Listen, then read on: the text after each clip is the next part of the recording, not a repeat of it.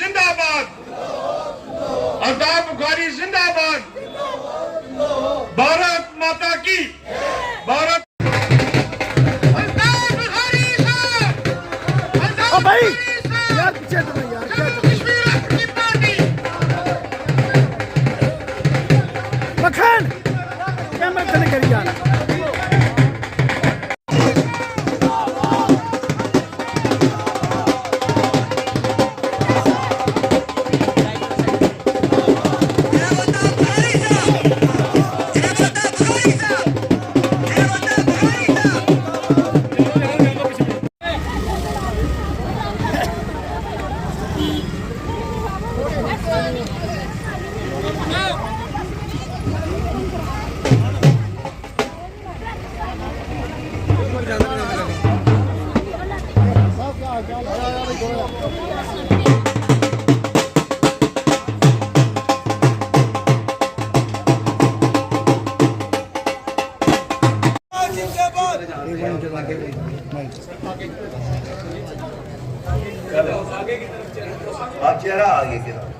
बड़ी देर का देख रहा सी कोई चंगी पार्टी आए, मैं भी सपने देखे सी लाइव स्ट्रीम पे, मैं भी लोगों की सेवा करा।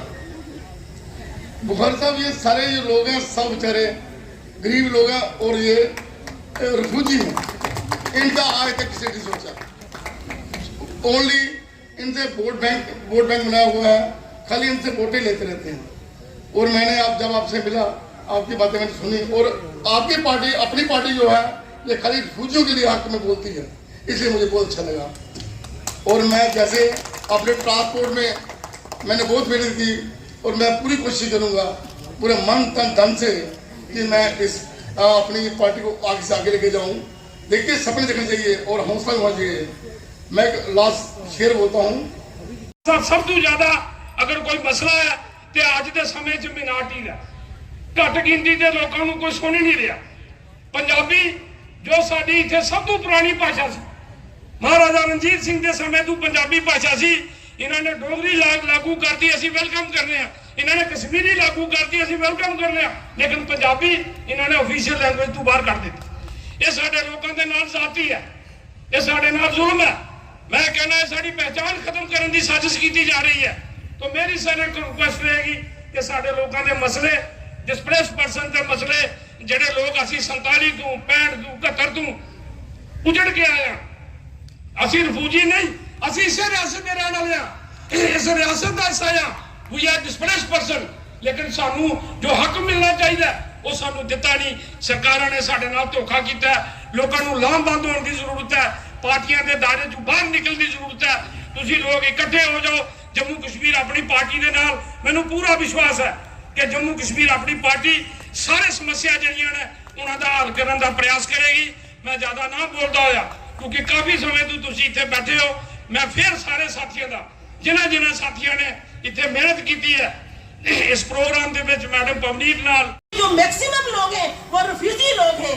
मैं पार्टी प्रेसिडेंट जनाब अल्ताफ बुखारी साहब जी से गुजारिश करना चाहती हूँ, जो हमारे रिफ्यूजियों के मसले हैं, इन सरकारों ने हमें 5-5 लाख रुपया देकर एक भीख दी है और एक फैमिली के हिस्से में 20 से 25 लाख आया है। हमारे बुजुर्गों ने बड़ी कुर्बानियां दी, हमारी माताओं ने अपनी बच्चियों को खुद मार दिया कि उन लोगों की इज्जत आबरू बच सके।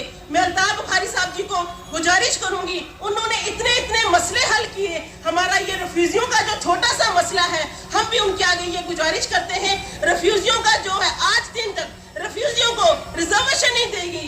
आज हमारा बच्चा बाहर जाता है पढ़ने के लिए, हम बच्चों को कोई रिजर्वेशन नहीं, हमारी पॉलिटिकली रिजर्वेशन नहीं। इन लोगों ने हम लोगों को एक लाचार बना दिया है। सिर्फ 5 लाख रुपए का एक इन्होंने हमें ये भीख देके।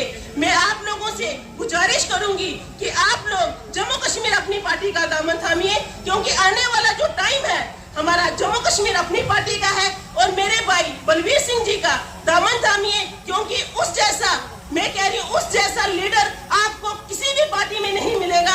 और इतना डाउन टू अर्थ नेचर, मैं कहती हूँ हम पिछले 1 हफ्ते के साथ यहाँ पे मेहनत कर रहे हैं। मैं अपनी पूरी टीम, मेरी टीम तीरथवीर जी, जसपाल वीर जी, मेरे भाई दिलवीर जी, विपुल जी, रकीब भाई और मेरे भाई यहाँ पे जिन्होंने हमें बहुत सहयोग दिया, मेरे भाई बोधराज जी और हमारे भाई ऊपर साहब जी, इन्होंने हमें बहुत सहयोग दिया। मैं इनका भी करती हूँ। केंद्र सरकार ने इस रियासत नूं तोड़ दिता, इस रियासत के 2 टुकड़े कर दिते। ये वाहिद रियासत है जो महाराजा रणजीत सिंह के समय तू लैके जिस वेले डोगरा रूलर आए, महाराजा गुलाब सिंह तू लैके महाराजा हरि सिंह तक, ये आजाद रियासत सी। ये अंग्रेजों ने भी गुलाम नहीं रही, बहुत पुरानी रियासत। और केंद्र सरकार ने इस रियासत को तोड़ के इन्हू यूटी का दर्जा दे दिता। और जिसने रियासत तोड़ी तो पूरे देश के विच एक हवा चल गई कि भाई हुण नौकरियां पूरे हिंदुस्तान के लोग लैणगे। 370 कारण सिर्फ यही लाभ सी कि बाहर का आदमी इत्थे आके नौकरी नहीं सी लै सकता, बाहर का आदमी इत्थे आके जमीन नहीं सी खरीद सकता। जिस वेले 370 तोड़ी, रियासत तोड़ी, तो नौकरियां का खतरा पैदा हो गया। और ये गल चली कि जमीन जड़ियां ने भी बाहर के लोगों को दे दो। उस वेले अल्ताफ बुखारी साहब बाहर निकले, इन्होंने ये कहा कि जिदा किसी का घर चल जाता है तो घर के सियाने लोग कहते हैं जो बचता है उन्होंने बचाया जाए।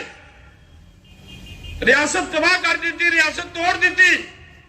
जितनी पार्टियां के लीडर ने वो जाते खुद अंदर हो गए या हाउस अरेस्ट हो गए कि संघर्ष ना करना पे। वो चाहते सी लोग सड़कों पे आन, लोग मरन,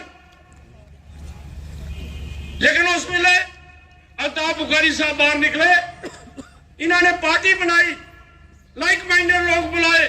इन्होंने कहा आओ जो रियासत की तबाही हो गई है इन्हू जो बचा सकते हैं बचाया जाए। तो पार्टी बनाई, पार्टी का नाम रखा जम्मू कश्मीर अपनी पार्टी। और पार्टी का लक्ष्य रखा, सब तो पहला लक्ष्य है कि ये साडी रियासत जिहड़ी है इनू बहाल किया जाए। दूसरा लक्ष्य रखा कि नौकरियां बाहर के लोग ना लैन, जम्मू कश्मीर के लोगों को ही अधिकार दिता जाए और जमीनों पे बाहर के लोग ना आन। अल्ताफ साहब ने पार्टी बनाई, असी भी अलग अलग पार्टियां दे विच सी। अल्ताफ साहब ने जिले अपना मन दसिया कि मेरा यह प्रोग्राम है, असी इन्हों मिले और ये सानू ला के देश के प्रधानमंत्री को गए। और जिस तरीके के नाल इन्होंने प्रधानमंत्री नाल गल की, जिस बेबाकी नाल, जिस जुर्म के नाल कि जे बाहर के लोग इतने नौकरी लैणगे साडे बच्चे कित्थे जाणगे, अगे इतने मिलिटेंसी, अगे इतने बेरोजगारी है, साडे बच्चे भड़क जाएंगे। तो केंद्र सरकार को मजबूर होना पिया वो जड़ा ऑर्डर कढ़िया सी कि सिर्फ 4th क्लास की नौकरी जम्मू कश्मीर के लोगों को मिलेगी, बाकी सारे देश भर के लोग नौकरियां लैणगे। और सारी पार्टियां ने उहदे ते हाँ कर दी। बीजेपी ने भी उसका वेलकम किया कि बड़ा अच्छा फैसला है। लेकिन वाहिद अल्ताफ बुखारी साहब जी जिन्होंने 24 घंटे जो ऑर्डर चेंज कराया कि सारी नौकरियां जम्मू कश्मीर के लोगों को मिलणगियां। क्या पैसे हैं उतने? ये तो कहते हैं हमारे पास पैसे ही नहीं है, तो हम देंगे कहां से? मैंने कहा मेरे भाई ये मनजीत सिंह जी का सवाल होता था ज्यादा, क्यों ये पॉलिटिकल वर्कर है। मैंने कहा मनजीत सिंह भाई हम 10,500 करोड़ रुपया साल को बिजली पे डाटा देते हैं। जो अब जब हम कहते हैं कि हम ये 500 यूनिट फ्री दे देंगे, ये 3,500 करोड़ ही है। हम बिजली के लॉसेस कम करेंगे और लोगों को ये कंसेशन देके फिर भी 7,000 करोड़ रुपया बचेगा। हमारे लोगों को तोहमत लगाते हैं, ये जी कांटा लगाते हैं, ये जी बिजली की चोरी करते हैं। तो यार कितना डोमेस्टिक कंजप्शन है, चोरी पकड़नी है। मैं बिजली महकमे को कहता हूँ चोरी पकड़नी है, जाओ इंडस्ट्री में पकड़ो, उन बड़े इंडस्ट्रीज को पकड़ो जिनके लोहे के कारखाने हैं, जिनके सीमेंट के बड़े कारखाने हैं। यहाँ तो घर में 2 किलोवाट, 1 किलोवाट, आधा किलोवाट, यही वहां तो मेगावाट, 8 मेगावाट, 10 मेगावाट, 10 मेगावाट की बिजली ली हुई है, 20 मेगावाट जला रहे। लेकिन वहां से मोटा पैसा सरकार को मिलता है, वहां से वो रिश्वत मोटा दे सकते हैं। 500 रुपया बिल देने वाला क्या रिश्वत देगा और क्या चोरी करेगा? मैं कोई ये नहीं, मुझे कोई मैं उन जो हमारे सरमायादार हैं उनको लगेगा कि आज जो अल्ताफ बुखारी हमारे पीछे पड़ गया। अल्ताफ बुखारी किसी के पीछे नहीं पड़ता। पुरानी सरकारें पढ़ती थी तो एक तकरीर करती थी, शाम को वो घर पहुंचते थे पैसा लेके, या दूसरे दिन उनके घर हो जाते थे चीफ मिनिस्टर रोटी खाने, और वहीं थैली उनके हाथ में हो दी जाती थी। यही है बात, तो यही थी ना, सच बात तो यही है। लेकिन ये सच्चाइयाँ बोलने की जरूरत शायद काफ़ी लोग करते हैं। हमें कहा जाता है बड़ा एजुकेशन सिस्टम। मैं आज आप लोगों को बताना चाहता हूँ, हमारा एजुकेशन सिस्टम 23,000 स्कूल, हमारे मास्टर सबसे अच्छे, कोई मुकाबला नहीं, लेकिन बिल्डिंग नहीं। 23,000 स्कूलों में से 19,000 में बिल्डिंग नहीं। हमारी बच्चों के स्कूल 70% में बाथरूम नहीं, और हमें कहते हैं अपने बच्चों को वहां भेजो। क्या किया हमने 74 साल में?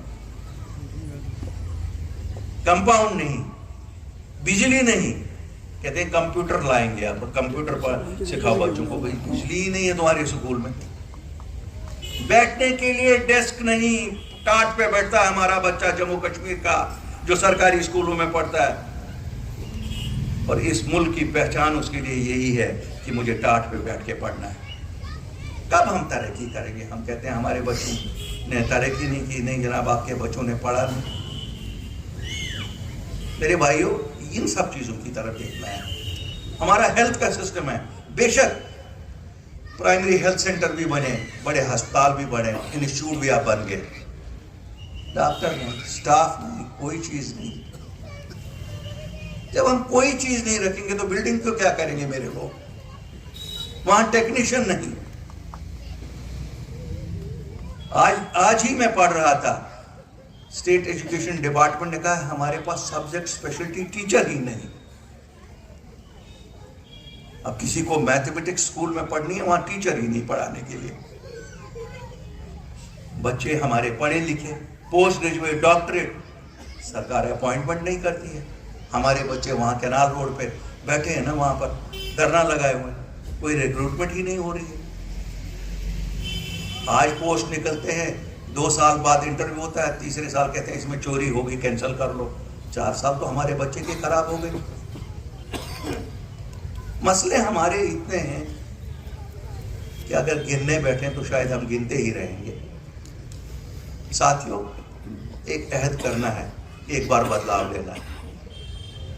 हमने 74 साल रिस्क लिया, चलिए एक बार मैं कहता हूं आपको मौका दिया जाए। जम्मू ने 2014 में भाजपा का साथ दिया था, शायद बदलाव के लिए।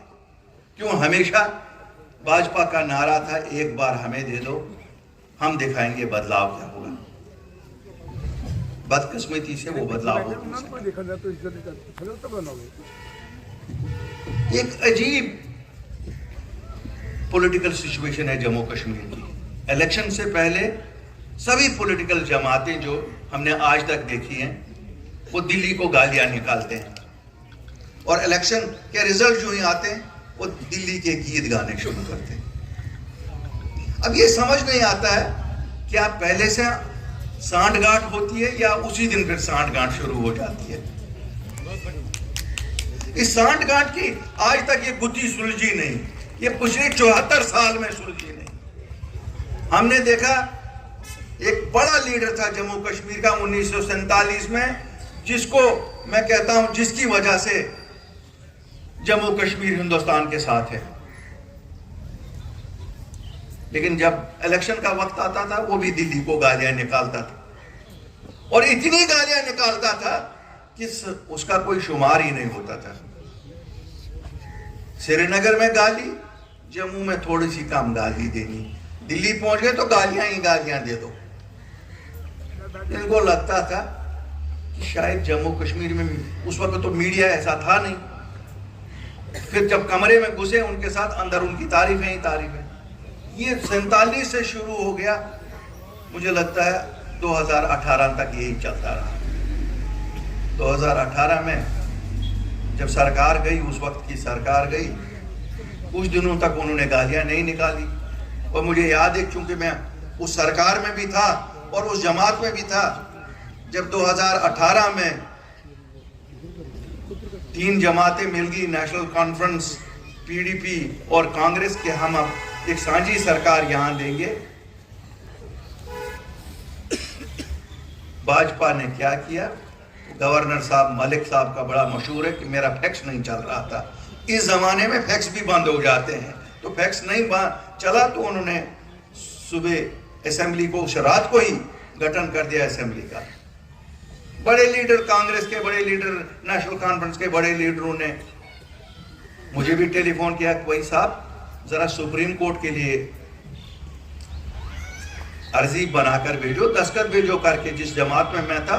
और खुशकिस्मती या बदकिस्मती से मुझे तीनों जमातों ने चीफ मिनिस्ट्रियल कैंडिडेट नॉमिनेट किया था।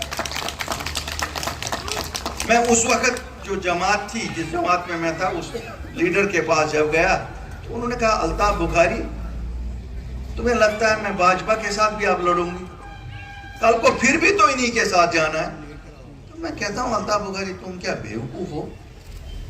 अभी ये हम 10 दिन तक उनको गालियां निकाल रहे थे कि इन्होंने हम अपना सपोर्ट वापस ले लिया, इन्होंने हमारे साथ धोखा किया, लेकिन अंदर से तो बात वही है।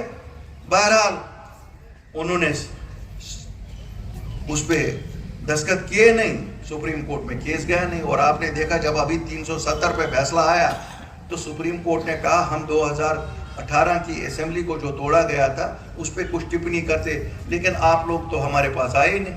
अगर रिट दायर की होती हम कहते ये सब पूरा ही फैसला गलत है। तो कहने का मतलब है जनाब, जो आप देखते हैं वो होता नहीं है। लेकिन हम जैसे लोग जब सियासत में आते हैं, हमारा यह मानना है कि ऊपर ईश्वर देखता है।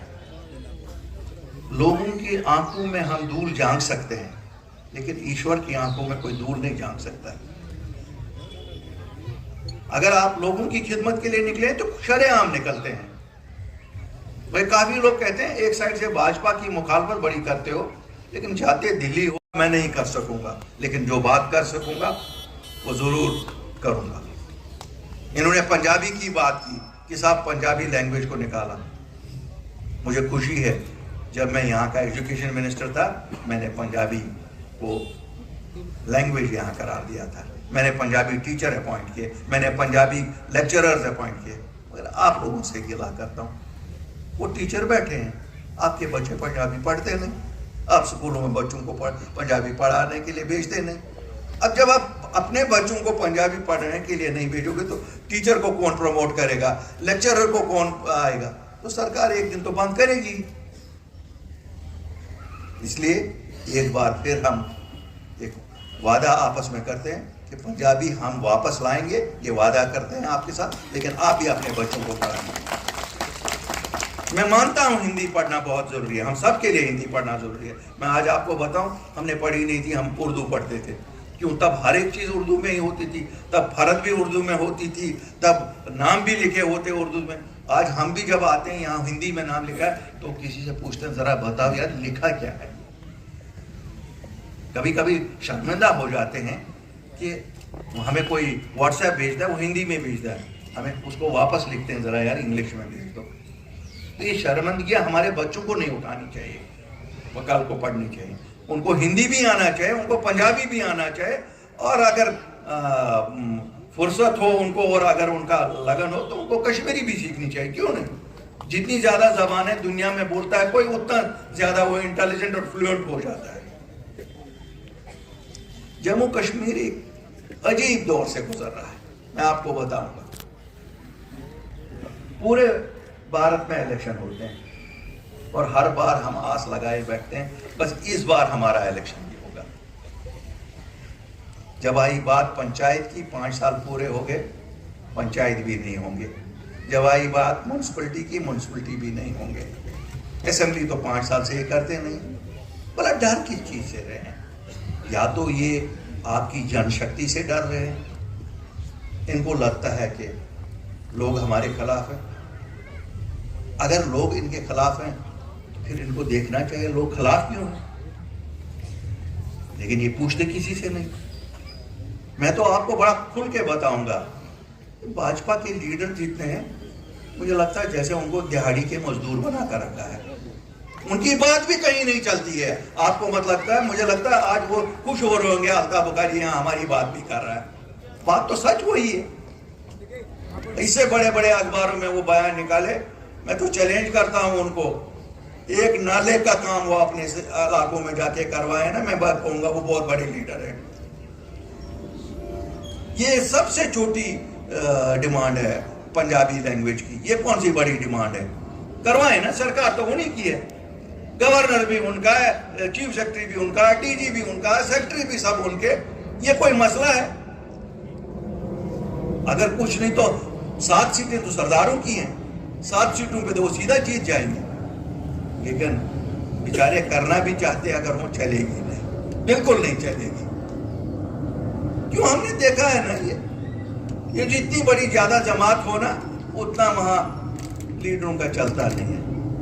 मैं मुबारकबादी देता हूं बाबा साहब को, इन्होंने एक नई जमात चुनी। नई जमात में मोल होता है हर लीडर, यहाँ हर लीडर इंपॉर्टेंट होता है, क्योंकि नई जमात को जरूरत होती है लोगों की। पुरानी जमात उन्हें तो आजमाया हुआ होता है, वो 4 झूठ बोलने में भी एक्सपर्ट होते हैं और लोग भी खुश हो जाते हैं उन झूठों से। क्यों? वो एक्सपर्ट होते हैं झूठ बोलने में, लोग कहते हैं यार ये तो कर जाएंगे, तजुर्बा तो है इनके पास। यार जनाब, तजुर्बा इनके पास झूठ बोलने की सिवा और किसी चीज का नहीं है। को और गोल गुजराल के सभी लोगों को जो आज यहाँ आए हमारी सभा में और हमारी बातें सुनी, हमने अपनी पार्टी के प्रोग्राम इनके सामने रखे। आप देख रहे हैं हमारा ये जो जन अभियान 2020 से शुरू हुआ है, चलता ही जा रहा है और ऊपर वाले की कृपा से मजबूत दिन ब दिन पार्टी होती ही जा रही है। बुखारी साहब, हाल ही में हुर्रियत कॉन्फ्रेंस के नेता जाफर इकबाल ने आपकी पार्टी को ज्वाइन किया है। लोगों के दिल में ये बात आ गई कि अल्ताफ बुखारी किस तरीके की जोड़ मरोड़ की जो राजनीति है उस पर उतर आए हैं। बिल्कुल। जो आप बात सुनिए, बिल्कुल मैं जवाब, मैंने आपका सवाल सुना, मैं आपको बताऊंगा। देखिए, जिसको भी हिंदुस्तान के आईन पे यकीन होगा, जो हिंदुस्तान के आईन में ऑपरेट करना चाहता है, जो मुल्क की सलामती के लिए खड़ा हो जाएगा, जिसको ये एहसास हो कि वायलेंस से कुछ नहीं निकलने वाला है, जिसको ये यकीन हो कि हमारा मुकद्दर दिल्ली के साथ है, उसको मैं वेलकम करूंगा। कल किसके साथ था रहा उससे मुझे कोई मतलब नहीं है। हाँ, अगर वो किसी टेररिज्म में इन्वॉल्व है, अगर उसने किसी का कत्ल गारत किया है, law will take its own course, वैसे आदमी को नहीं लाएंगे। बाकी हर एक आदमी, देखिए ये होता है, जब हम आज़ादी की लड़ाई लड़ रहे थे तब भी काफ़ी सारे लोग आज़ादी की लड़ाई में हमारे साथ नहीं थे, लोगों के साथ नहीं थे जो लोग आज़ादी की लड़ाई। क्या वो भारत के शहरी नहीं बने?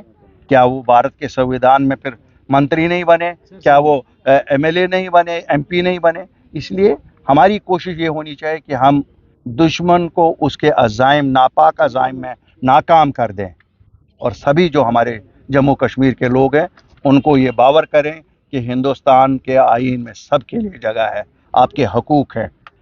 आपको कहीं दाएं बाएं देखने से कुछ नहीं मिलेगा, जो मिलेगा इसी आईन में दिल्ली से ही मिलेगा और वही हमारी कामयाबी है। मुझे तो खुशी है, उल्टा तो आप लोगों को मुबारकबादी देनी चाहिए कि हम उन लोगों को जो कल कहते थे कि इंडिया गो बैक, आज वो कहते हैं इंडिया वेलकम, इंडिया वेलकम। यही तो जीत है, जमहूरियत की जीत इसी को कहते हैं। नेक्स्ट, बुखारी साहब, होम मिनिस्टर ने कहा कि जो एनआरसी बिल जो है वो पार्लियामेंट इलेक्शन से पहले, तो साहब जब आएगा बिल उस पे हमारे भी तासुर आएंगे, अभी आने तो दो। अभी तो हम थोड़ा ही होम मिनिस्टर को हमने कोई कहना है लाओ या नहीं लाओ, आने दो बिल, हम भी कहेंगे। और जो एक चीज़ मैं बताऊंगा यहाँ आप मीडिया के साथियों को भी, जो पूरे हिंदुस्तान के लिए ठीक है, जम्मू कश्मीर के लिए क्यों नहीं ठीक होगा? जब पूरे मुल्क के लिए कोई चीज़ ठीक होगी, हमारे लिए भी ठीक होगी। मैं मुखालफत बराई मुखालफत में यकीन नहीं रखता हूँ, बिल्कुल भी नहीं रखता हूँ। और अगर कोई ये सोचेगा कि यहाँ मजहबी बुनियाद पे बात की जा सकती है, ये सेकुलर मुल्क है। कल अगर आप होम मिनिस्टर को आपने सुना, होम मिनिस्टर साहब ने कहा राम मंदिर का बनना सेकुलरिज्म की जीत है, और मैं सेकंड करता हूँ उस बात को। सेकुलरिज्म ही तो इस मुल्क की निशानी सेकुलरिज्म है। Thank you. यहाँ पर ये नहीं हो सकता है कि कोई भी मजहब कहे नहीं जी ये इस मजहब का है, जिस तरह आपको पाकिस्तान में है या कहीं और है। यहाँ तो it's a secular country, the preamble of the constitution is, हम उसी मुल्क के वासी हैं। Thank you sir.